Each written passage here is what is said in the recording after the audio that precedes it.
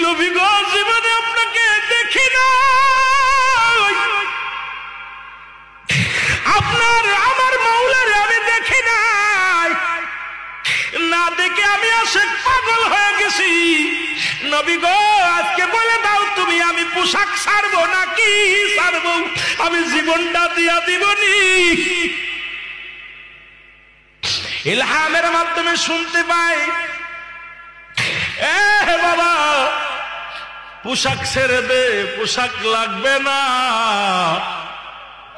যাকে ছাড়লে হবে জাহান্নাম অন্তর ঠিকানা।